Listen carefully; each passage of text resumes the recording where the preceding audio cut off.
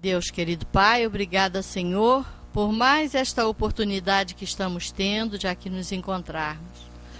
Que possamos, Senhor, em assimilando as lições da tarde, procurarmos vivenciá-las no nosso dia a dia.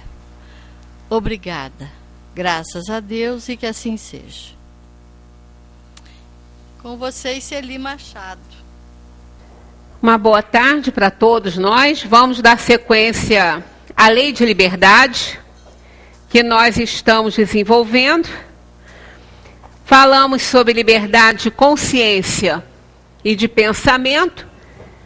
Ficamos com 2 slides para encerrar a parte de consciência e entrarmos nas observações dos espíritos, nos ensinamentos sobre o livre-arbítrio. Ficamos nessa questão 840, quando Kardec pergunta aos espíritos, na 840, né? Será atentar contra a liberdade de consciência ou pôr entraves às crenças que podem perturbar a sociedade?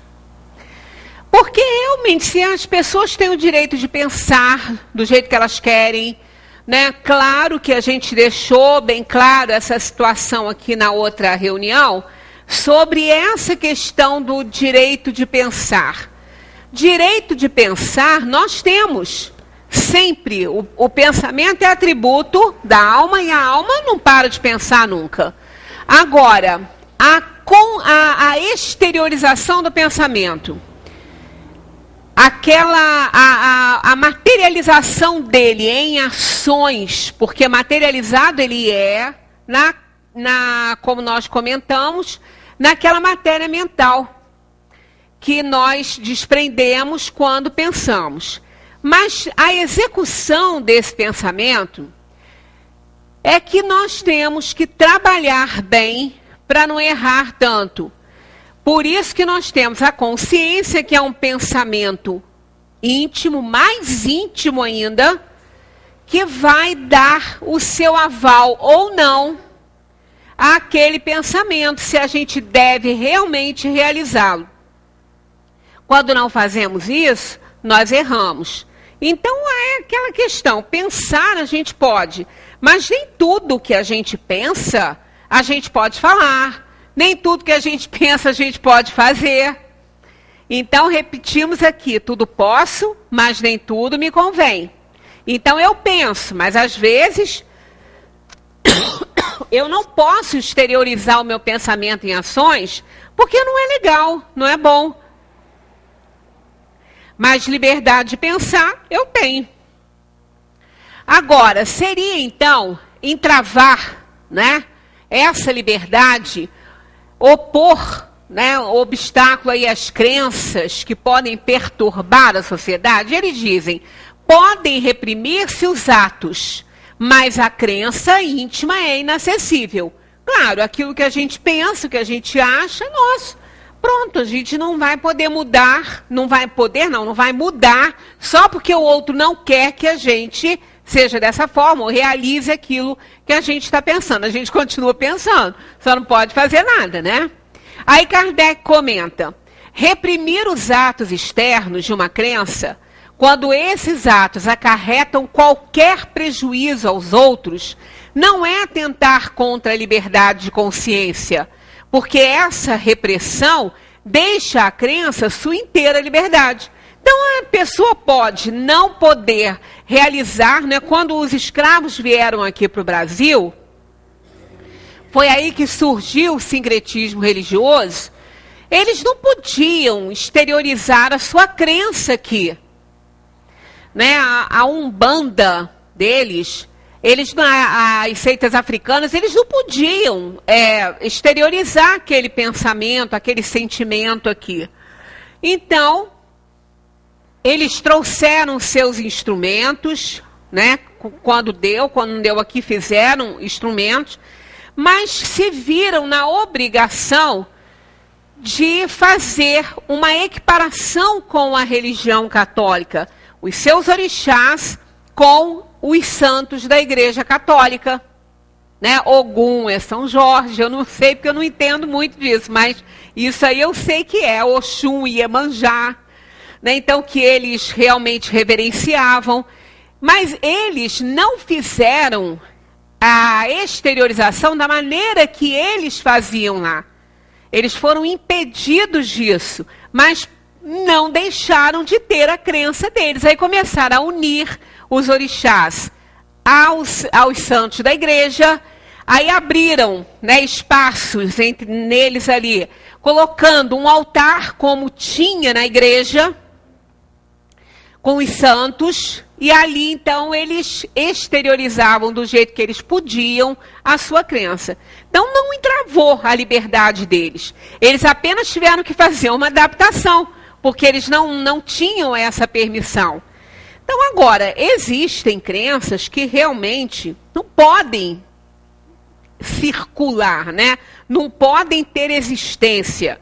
Aí Kardec também perguntou isso, ó.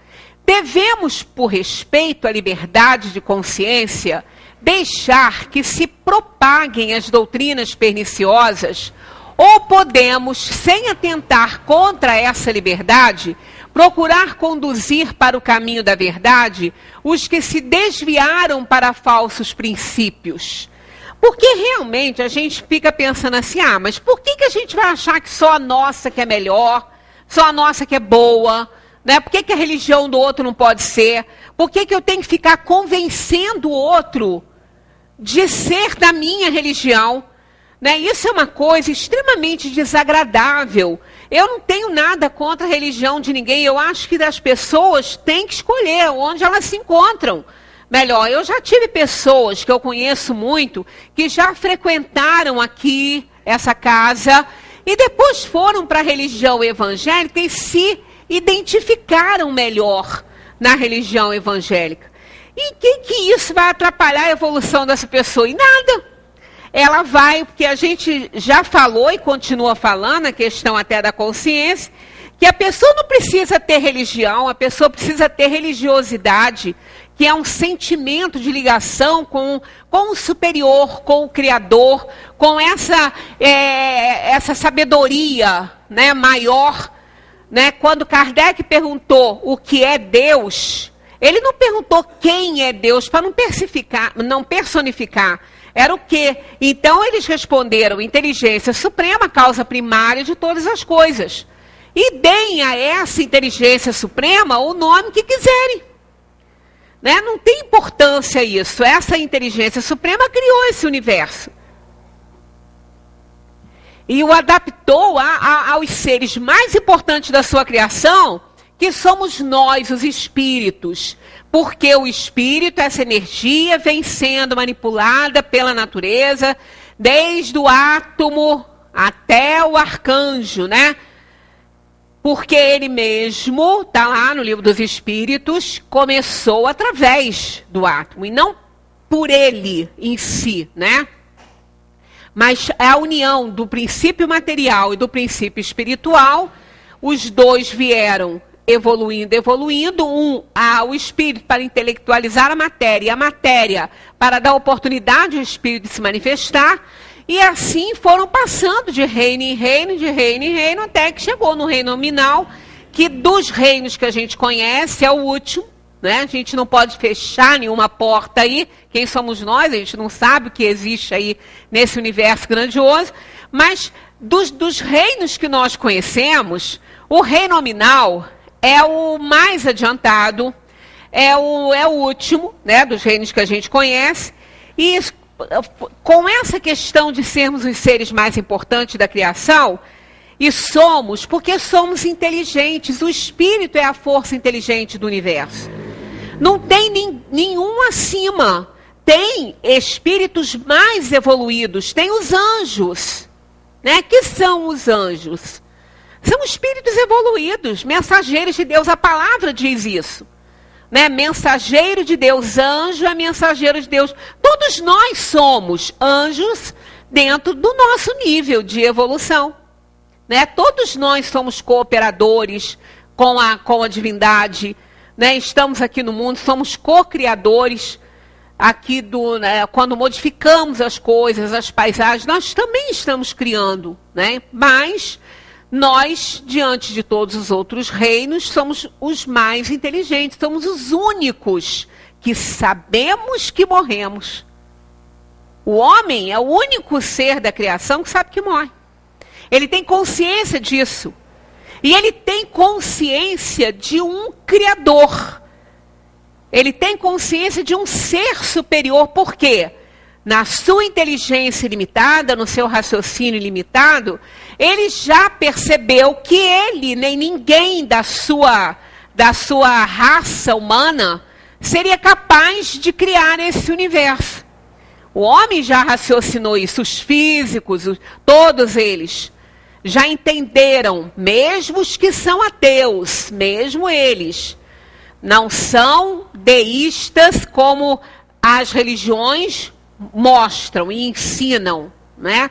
Eles não abraçam esse Deus das religiões, mas eles sabem que existe uma inteligência suprema. A gente já falou sobre isso aqui com um artigo que o universo foi planejado, 4 físicos, né, de nome, ganhadores de Nobel, então, falando que realmente o universo foi planejado, ele foi criado e ele é mantido por uma inteligência superior. Então, se nós somos os únicos da criação capazes de fazer considerações sobre essa inteligência superior e sabemos que morremos, a gente sabe que morre. Os animais do reino inferior, que chama-se assim, né? A gente não apenas na questão evolutiva, porque realmente eles estão num reino antes do nosso. Eles têm intuições, assim, eles são instintivos, eles sabem quando eles estão para findar a sua existência, mas não têm conhecimento da morte como nós temos. Eles sabem intuitivamente quando eles não estão mais aguentando, que o corpo não está aguentando. Tem animais, inclusive, que fogem de casa para morrer fora da casa que eles moraram. Eles não querem findar a sua existência perto dos humanos. Então eles saem. Nós tivemos um assim, que a gente não conseguiu encontrar. E ele estava cheio de artrose. Né? Meu irmão passou, deixou o portão aberto para guardar o carro. Ele vinha sempre encontrar com meu irmão e sempre estava ali. Mas quando meu irmão procurou por ele, não estava. Olha, procurou tudo. E daí ligou para mim, eu também fui para ajudar a procurar. Não encontramos mais ele. Ele já estava com 17 ou 18 anos, mais ou menos. Ele estava bem idoso. E, no entanto, quer dizer, eles têm uma certa ideia, uma intuição de que a vida deles não está mais, assim, sendo boa, que está acabando, que estão enfraquecendo. Mas eles não têm consciência da morte. Tanto não tem que um animal não reencarna. Ele não tem essa memória que nós temos de vidas passadas. Ele não tem isso. Ele apenas é retirado da matéria, porque a matéria não oferece mais condições, a gente já falou quando passamos aí pelo reino animal, e ele é reaproveitado quase que imediatamente num outro corpo que estivesse formando. Mas ele não vai ter essa lembrança. A memória deles, daquela alma animal, é o aprendizado que ele teve. São as experiências que ele vivenciou, porque isso é importante para a evolução dessa alma, né? Desse princípio espiritual que ele tá trabalhando ali. Mas então ele tem intuições, ele guarda essa memória, né? No seu arquivo mental, que não é mais uma mente, porque ele não é um espírito ainda, mas nas estruturas mais finas daquela alma grosseira. Então, quando ele for colocado na carne, muitas coisas vêm instintivamente para ele que ele guardou. Mas ele não lembra que ele viveu naquela casa, que ele teve esse ou aquele dono. Ele não vai ter esse reconhecimento. Ah, mas olha, o animal meu que morreu faz as mesmas coisas que o meu agora faz.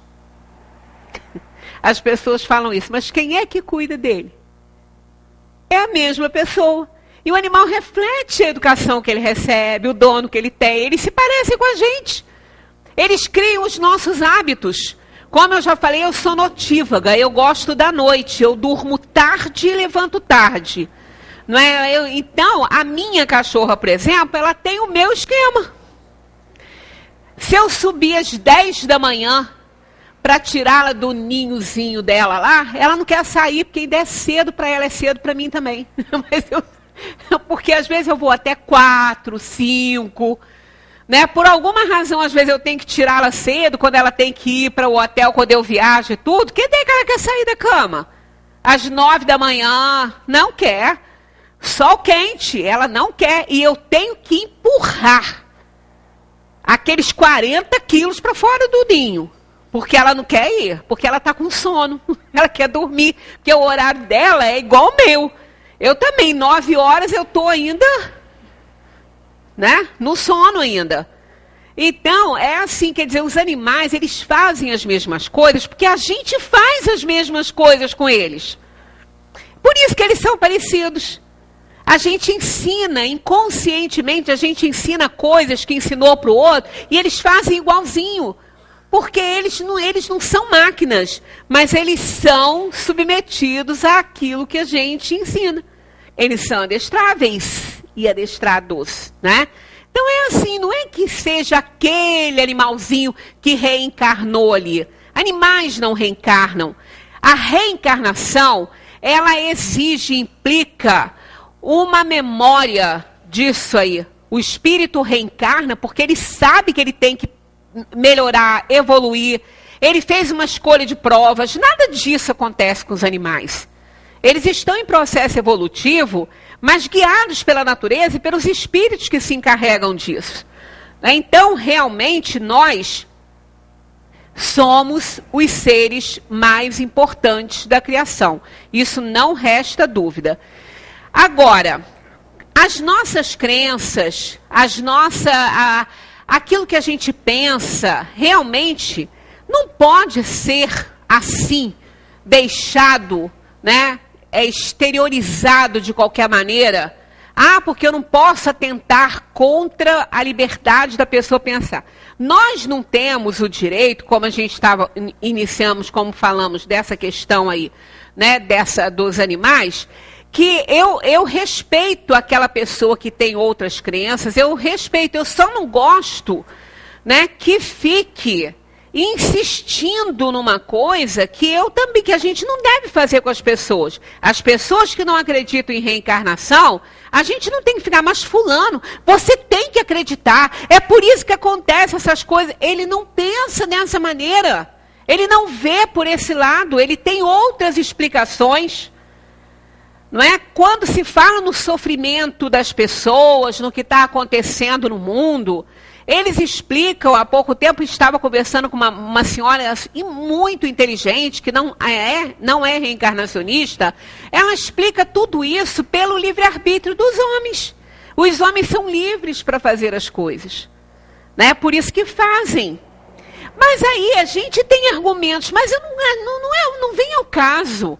Né? Ela gosta de pensar assim, então não adianta ficar, a menos que se esteja num debate, aí é diferente. Aí cada qual vai colocar os seus argumentos. Não é? Eu faria uma pergunta para ela ali. Tá, os homens têm livre-arbítrio, mas o livre-arbítrio é relativo. Nós não podemos fazer ao outro tudo o que a gente quer e deseja. E está lá no Evangelho, tudo posso, mas nem tudo me convém. Então, a partir do momento que eu estiver prejudicando alguém, que eu estiver fazendo algo que desrespeitando a pessoa, eu não posso usar da minha liberdade, do meu livre-arbítrio. Fazer o que eu desejo, o que eu posso. Né? Eu acho que essas pessoas que vão às casas ajudarem, mas aquelas pessoas, agora a gente não tem visto muito isso, mas era muito constante, batendo na porta e querendo nos converter à religião deles. Né? É desagradável isso. Porque a pessoa tem que respeitar o direito do outro pensar. Agora, a partir do momento que aquilo já estiver causando problemas, né? Eu até trouxe aqui. Bom, vamos ler isso aqui, que a gente não leu, que é importante essa coisa que está lá. Devemos, então, por respeito à liberdade de consciência, deixar que se propaguem essas doenças perniciosas? Ou podemos, sem atentar contra a liberdade, procurar conduzir para o caminho da verdade os que se desviaram dos falsos princípios? Eles respondem, certamente se pode e mesmo se deve. Mas ensinai a exemplo de Jesus, pela doçura e pela persuasão, e não pela força, o que seria pior que a crença daquele a quem desejasseis convencer. Se há alguma coisa que se possa ser imposta, é o bem e a fraternidade, mas não acreditamos que o meio de fazê-lo seja a violência. A convicção não se impõe. Então a gente pode impedir a manifestação da crença, mas a convicção daquela pessoa ali, ela que tem que pensar a respeito, refletir. Como a gente falou, os animais não pensam, não têm essa capacidade, mas as pessoas têm. Nós estamos acima deles no reino aí da inteligência. Por isso se chama a inteligência, no reino da inteligência superior. Ora, se a pessoa quiser pensar, refletir e raciocinar, ela vai enxergar. A gente pode até dar uma ajudinha, mas não pela força, porque a gente não consegue mudar. Tudo que é proibido, né? Tudo que se proíbe, o outro quer fazer. Até mesmo, há um tempo atrás, uma amiga minha veio falar, Celi, o que eu faço? A minha filha está namorando um rapaz, olha, eu vou morrer de desgosto. Aí falou lá a situação e tal. Eu ainda falei com ela, minha filha, não proíbe não, porque se você proibir, aí que ela vai ficar mesmo. Tenta de outra forma, vai conversando devagar, vai mostrando, vai levando ela a raciocinar sobre isso, sobre esses efeitos aí, mas proíbe, não, que ela falou, vou proibir, vou prender em casa. Eu falei, não faça isso. Você vai cutucar a onça com vara curta. Né? Porque essa proibição já é um problema. Né? Porque nós, de uma maneira geral, a gente não gosta, a gente não aceita muito bem isso. Né? Essas imposições. Ela está convicta de que ele é o homem da vida dela, que ele é o amor da vida dela e que ela vai mudá-lo. Mas não vai, ela não vai. A gente sabe que não acontece isso. Por quê? Porque ninguém muda ninguém. Se ele mudar é porque ele quer. As transformações vão acontecer se ele quiser. Não porque ela vai impor. Aí que não vai, só de raiva vai continuar. Né? Então, são essas coisas. É igual proibir uma pessoa de fazer isso, aquilo, de ter essa ou aquela crença.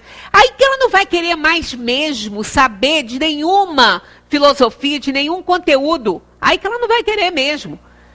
Então, não é dessa forma, não é impondo. Primeira coisa é a mudança de comportamento nosso. Né? Porque quando, às vezes, acontece isso, já aconteceu numa casa também que a pessoa estava conversando comigo a respeito,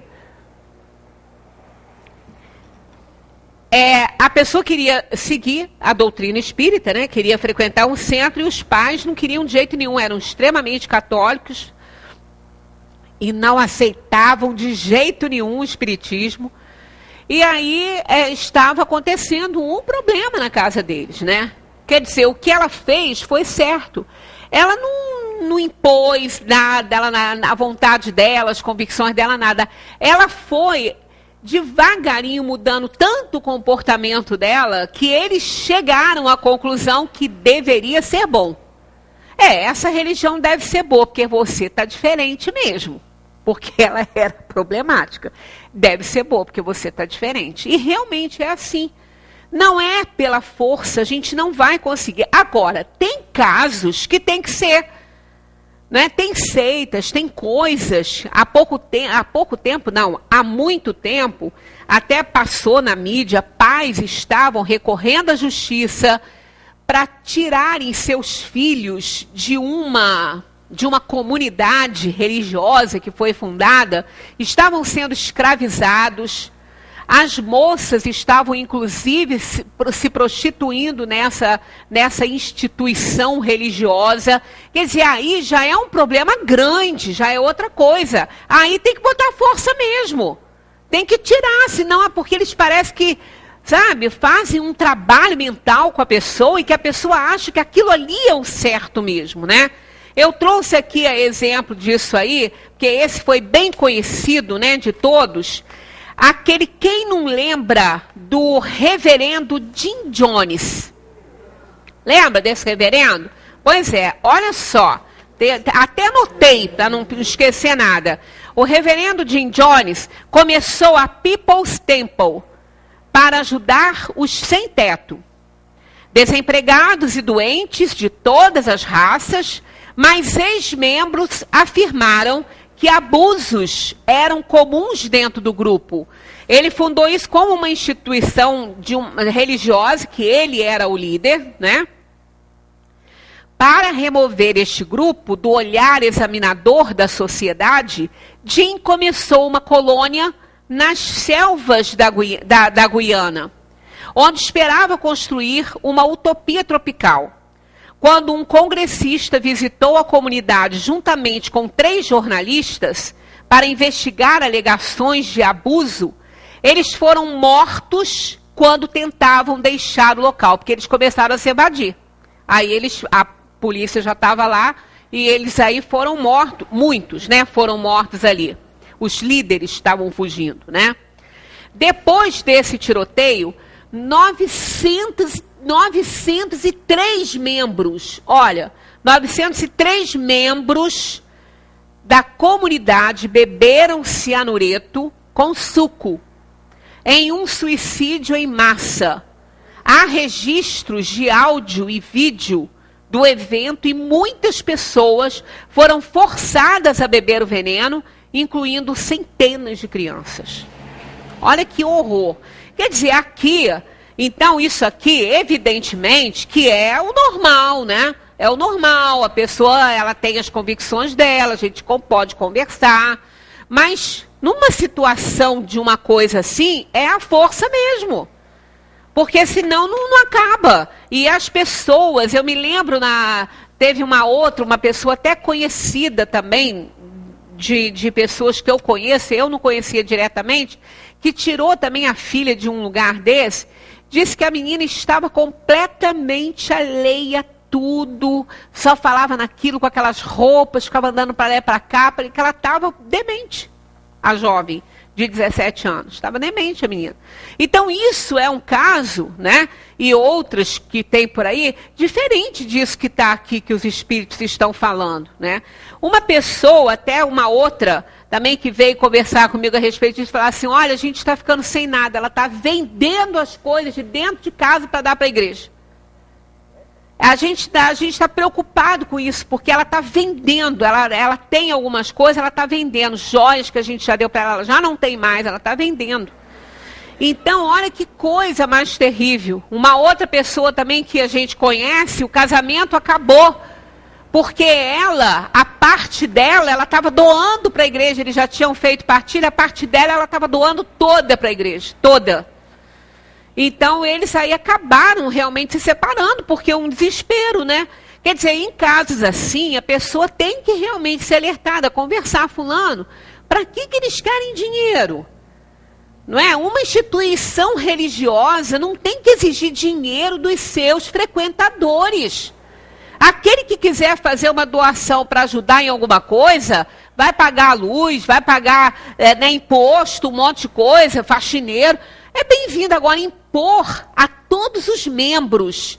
E outra coisa, a pessoa tem que ter uma inteligência analítica aí para analisar essa situação. Não é uma contribuição que a pessoa faz no valor que ela quer, não. É uma porcentagem em cima do que ganha. Em cima do que ganha. Olha, isso é... Como é que uma pessoa não consegue entender que isso é um absurdo? Que isso aí, uma igreja, ela não precisa de dinheiro das pessoas, assim, precisa de se manter ali com as coisas básicas, não é? Mas ricos, grandes templos, para que isso? Ainda falam no Cristo que nem templo tinha. Né? Então é uma coisa completamente, sabe, paradoxa isso aí. Aí a pessoa vai levando o outro a tentar refletir sobre isso. Não a tentar contra a crença, mas perguntar, refletir, falar, fulano, você acha certo? Né? Eu recebi aí por e-mail, e é verdade, porque era ele que estava falando mesmo isso, né? Aquele Malafaia, pedindo uma porcentagem, tanto por cento, se a pessoa não dá o aluguel que paga para poder ter casa própria, né? Tanto por cento daquilo ali, aí se não tem aluguel para pagar, se comprou uma casa, doar a porcentagem com referência à prestação daquele imóvel. Né? E se ela não tem nem aluguel pagando, se ela não tem, ela não comprou nada, ela recebe uma ajuda, que ela pague uma porcentagem em cima da ajuda que ela recebe. Quer dizer, a pessoa não raciocina uma coisa dessa, gente. Né? Que Deus é esse que vai fazer isso com uma pessoa? Ela está vivendo de uma doação, ela tem que dar uma parcela da doação que ela recebe. Isso é algo absurdo. Então, é claro que isso aí é nocivo. Não é? É nocivo porque as pessoas passam necessidade, né, para poder dar aquela porcentagem instituída pela instituição. Né? Isso é um absurdo, quer dizer, a gente fica imaginando, né, como é que as pessoas não acordam para isso. E não procuram ver para onde vai aquilo. Né? Sondar para aquela situação, porque não é algo que realmente a pessoa tem que raciocinar. Aí, bom, raciocinou, pensou, não, mas eu quero ainda assim, então aí, pronto. Né? Por quê? Nós temos o dever moral de ajudar. Mas a gente já falou várias vezes aqui quando ele começa e quando ele termina. O dever moral começa no momento em que ameaçamos a felicidade dos outros e termina no momento em que não gostaríamos que ninguém transpusesse com relação a nós. Aí sim é a questão do respeito à liberdade de pensar e de agir do outro. Né? Ele não está atrapalhando ninguém, ele está doando o que é dele, então deixa. Agora, a partir do momento que ele começa a transtornar a família, né? Começa a tirar dos membros da família, aí é outra história. A gente já tem que começar a pensar, né, sobre isso. Bem, como todas as doutrinas têm a pretensão de ser a única expressão da verdade, por que sinais podemos reconhecer a que tem o direito de se apresentar como tal? Né? A gente não está aqui para falar que a nossa religião é melhor, o espiritismo não salva ninguém. Ninguém vai ser salvo. O Zé Manel costumava falar isso, e um dia eu encontrei com um casal que deixou de vir aqui, eles moram perto de mim, aí eu encontrei com eles, eu falei, vocês estão sumidos, hein? Ah, tá, porque o Zé Manel falou que a gente não precisa frequentar o templo para ser salvo. Eu falei, mas era para isso que você estava indo? Para ser salvo? Não vai ser mesmo, não. Vai não. Você pode frequentar lá toda a vida. Ó, eu tô lá naquela época, eu nem sei quanto, mas eu agora, né, aqui nessa casa, eu estou há uns 32, 33 anos. Pensa que eu vou ser salva por causa disso? Jamais.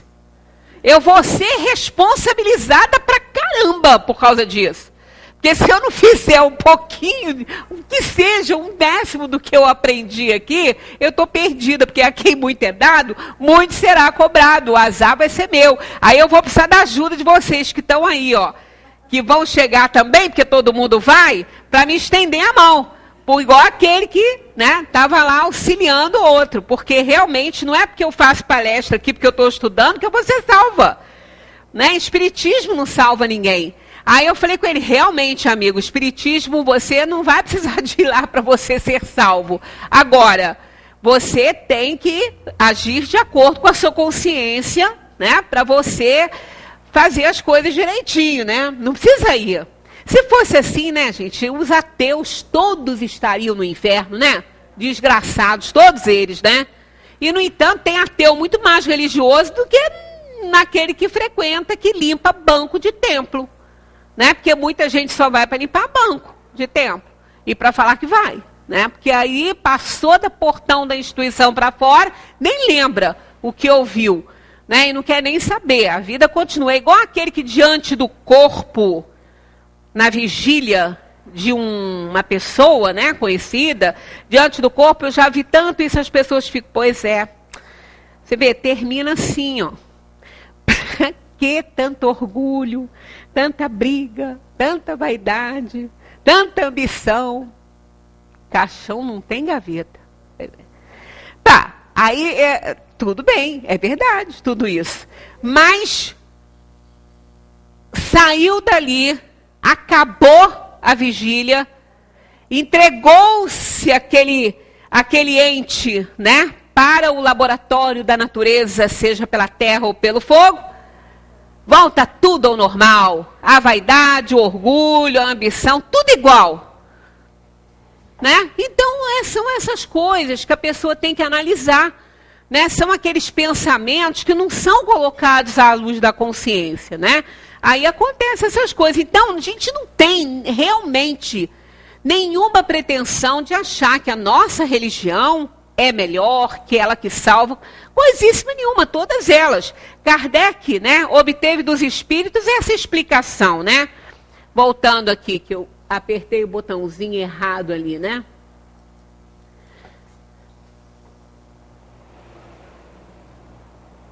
E passou vários, né? Aí. Então tá lá. Essa será, né, aquela que produza mais homens de bem e menos hipócritas. Quer dizer, que pratiquem a lei de amor e caridade na sua maior pureza e na sua aplicação mais ampla. Por esse sinal, reconhecereis que uma doutrina é boa, pois toda doutrina que tiver por consequência semear a desunião e estabelecer divisões entre os filhos de Deus, só pode ser falsa e perniciosa. Né? Porque a lei de Deus que está escrita em toda a consciência, né? Ela está em todas as consciências, ela não ensina separação de nada, exclusão de ninguém. Pelo contrário, é sempre a caridade. Né? A caridade como a entendia Jesus. E como é a caridade como a entendia Jesus? Tem essa pergunta no Livro dos Espíritos. Né? Benevolência para com todos, indulgência para com as imperfeições alheias e perdão das ofensas. Isso é a caridade. Isso é que salva. E ateu pode ter isso. Claro, não está falando nada de religião, de doutrina, nem de dogmas. Nisso aí, né? Eu me lembro muito do Betinho, numa entrevista, mas você é tão caridoso, você está morrendo, porque ele estava morrendo já. Ele foi levado numa cadeira de rodas para poder participar do show beneficente que ele estava fazendo. Ele estava muito ruim, muito ruim. Aí o jornalista perguntou, Betinho, você está morrendo. O que move você num movimento desse?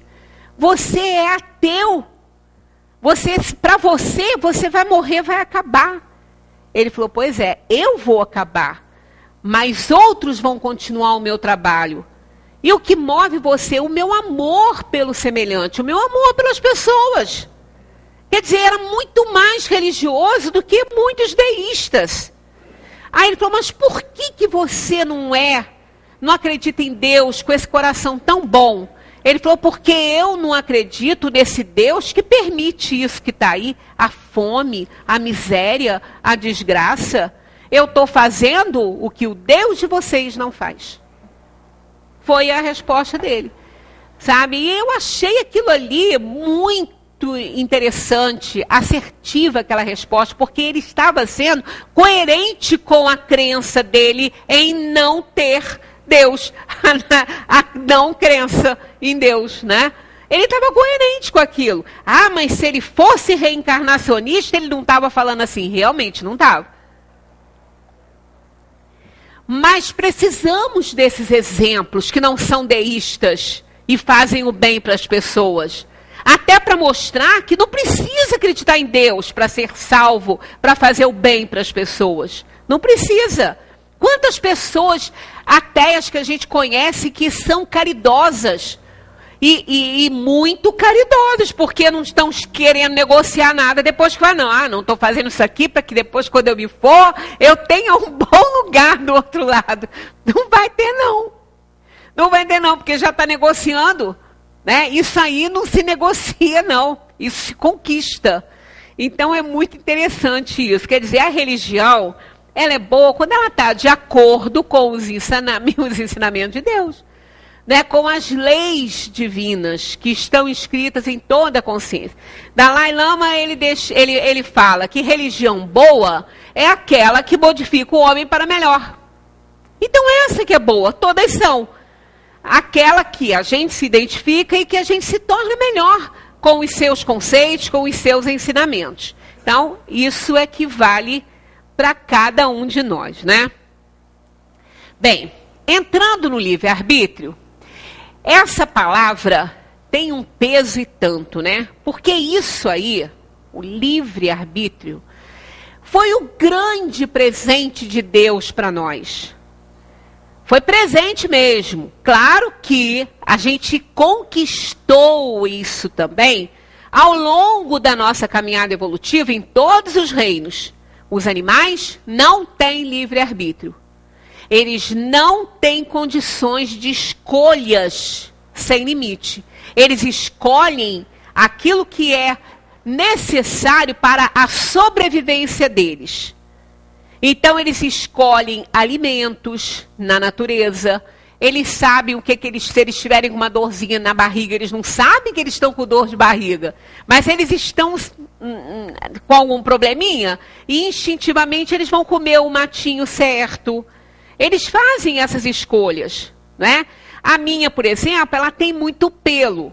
Muito pelo, ela é muito peluda, né? O Golden é um cão peludo e ela já e ela tem muito mais, né?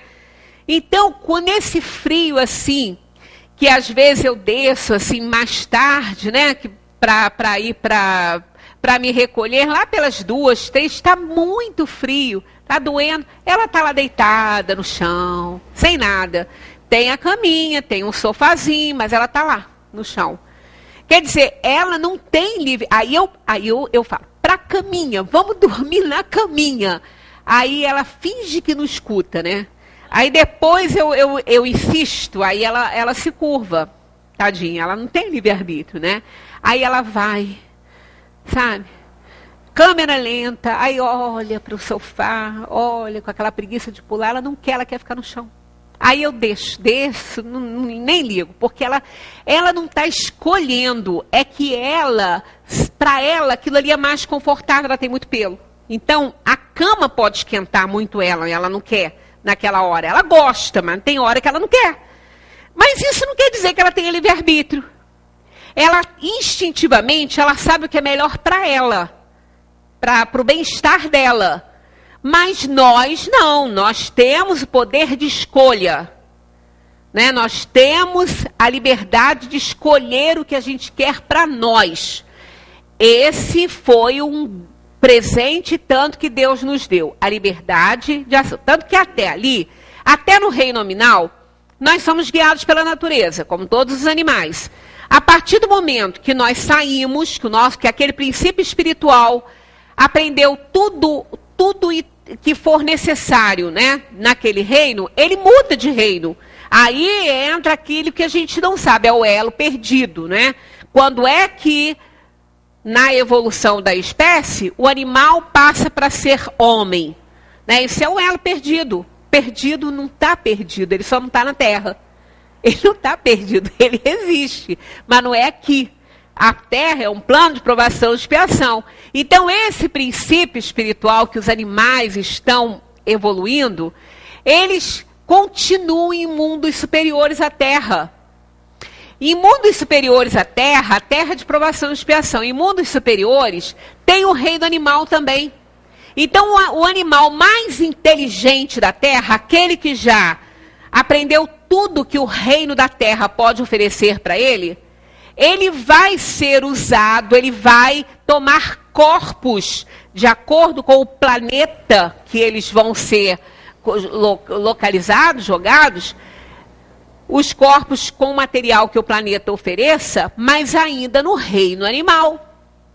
Aí, quando ele fizer esgotar realmente essas experiências desse reino, aí é aquela questão, vai o Criador manipular aquele princípio espiritual e dar a ele a marca dele, feito à imagem e semelhança do Criador.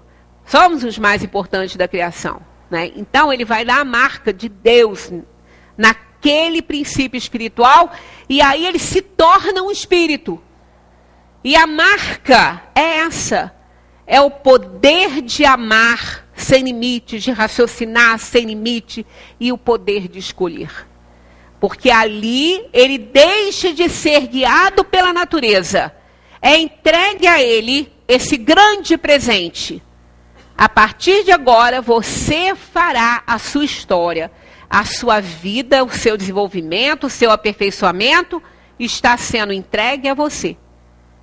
Isso está simbolizado em Adão e Eva, na perda do paraíso. Porque você não ter responsabilidades, você ser guiado, né, por uma natureza, isso é, até certo ponto, é ótimo, né? Você não precisa fazer muito, você não precisa se esforçar muito, né? Igual os animais. Eles se esforçam para conseguir uma comidinha na rua, mas são esforços pequenos, perto do nosso.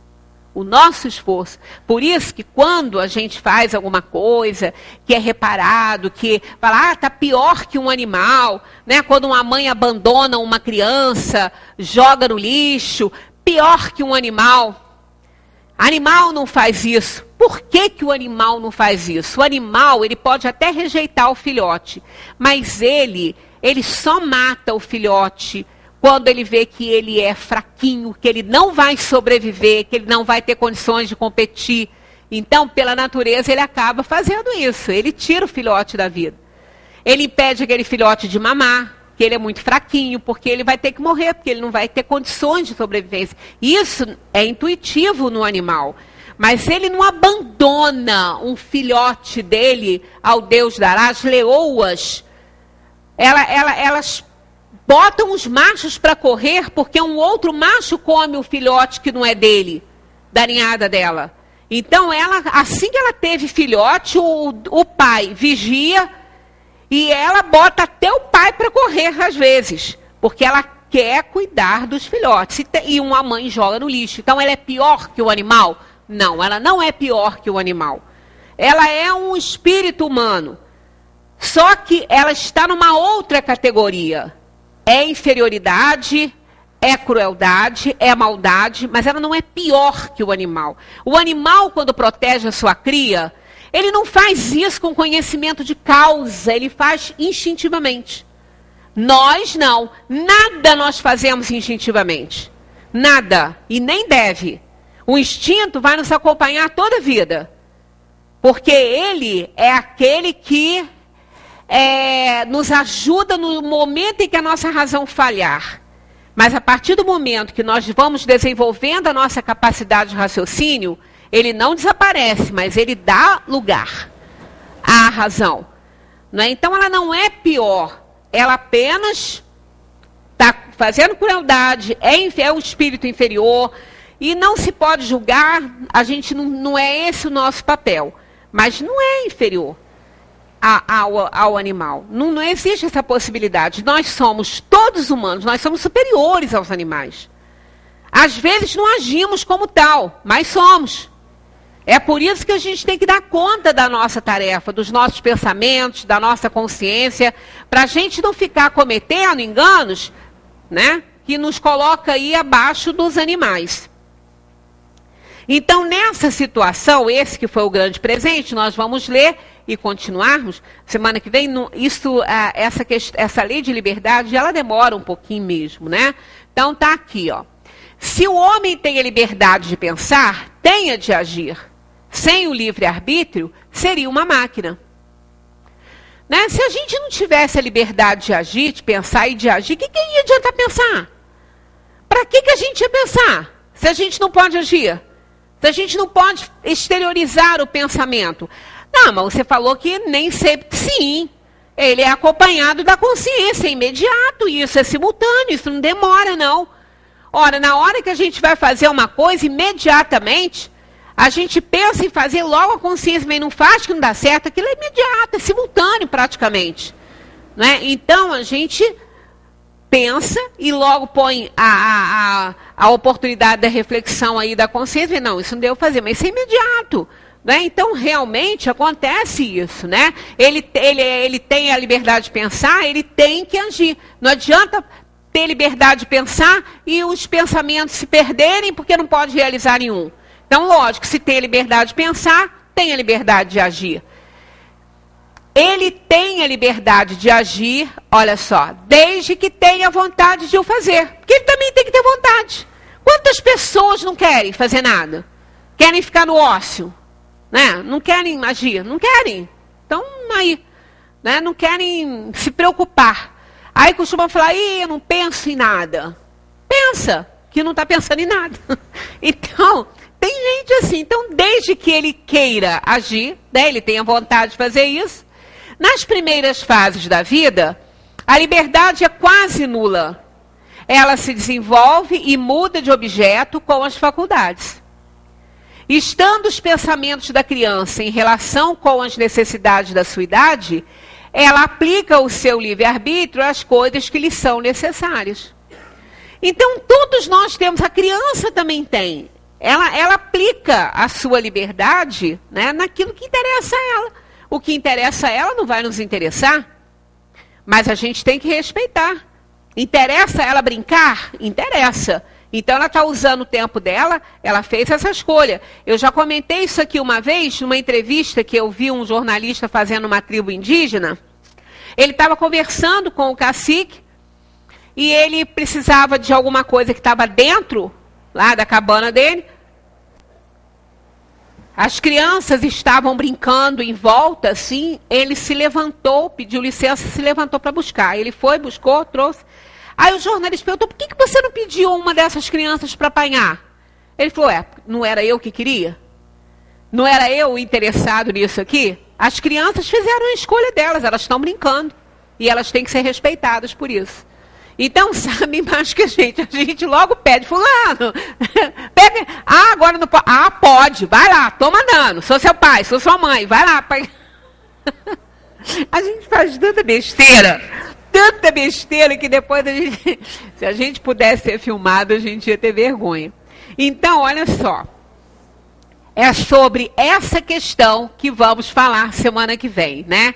Tem bastante coisa aí para a gente agir, porque sempre para a gente aprender, né, com os espíritos, o livre-arbítrio, isso a gente não pode esquecer, ele é relativo. Sempre. Ele não é absoluto. Mas então eu não posso fazer tudo? Não pode. Não pode. Você pode fazer tudo com relação a você. A partir do momento que você vai atrapalhar a vida de alguém, você vai prejudicar alguém, aí você não pode mais. Né? E o que é que nos diz que comigo eu posso? O suicídio. O suicídio prova que com a gente pode. Eu não posso matar ninguém se Deus não permitir. Mas Deus permite essas coisas? Vamos tirar o verbo permitido aí, que eu já falei que eu não gosto muito, né? Não impede. Não impede. Tem um assalto, não impede. Olha lá, aquela gestante. Levou um tiro. O tiro alcançou o bebezinho, está lá com possibilidade de ficar paraplégico, né? Então, a gente fica imaginando isso. Meu Deus, como essa pessoa, né? Ela também não sabe o que fez, foi uma bala perdida. Tudo bem. Mas a partir do momento que é um delito, né? Culposo. Pode não ser doloso, mas é culposo. Porque a partir do momento que você sai atirando, você sabe que você pode matar alguém. Qualquer um. Então, você está assumindo a culpa, né? De qualquer forma. Então, está ela lá no hospital se recuperando, a criança agora com uma possibilidade de se recuperar. Possibilidade, remota, mas tem. Então, a gente fica vendo por que essas coisas acontecem, né? Por que as pessoas, às vezes, têm liberdade de fazer um mal à pessoa, de pegar uma pessoa na entrada da sua casa ou entrando no seu carro, assaltar e matar essa pessoa, Por que ela tem essa liberdade de fazer isso? Ela não tem a liberdade de fazer isso. Ela fez uma escolha e não foi impedido, porque aquela pessoa tem no seu mapa kármico algo a resgatar. Por isso acontece essas coisas. Sem a reencarnação fica difícil de explicar isso, né? Mas eu não posso simplesmente pegar uma pessoa e fazer uma maldade com ela se ela não tiver que passar por aquilo. Deus não vai permitir. Eu serei impedida disso. Agora eu posso dar um tiro na minha cabeça. Eu posso me jogar debaixo de um carro. Ele também não permitiria isso. Por isso se utiliza de todos os recursos. É um amigo que conversa, é alguém que fala, é alguém que puxa, é alguém que faz qualquer coisa, que socorre. Mas chega um momento que a gente, às vezes, se tiver ideia fixa, acaba fazendo. Então, por que ele não impede? Porque, em relação a nós, eu tenho uma liberdade plena. Só não posso fazer o que prejudica o outro, né? Isso aí a gente vai comentando no decorrer da nossa conversa aqui. Inclusive, vai vir, dentro desse assunto, aquela questão da lesão no lobo frontal. Né? As pessoas têm livre-arbítrio, agem dessa ou daquela maneira, freiam as suas... né, as suas ações, mas muitas pessoas são lesionadas no lobo frontal e ficam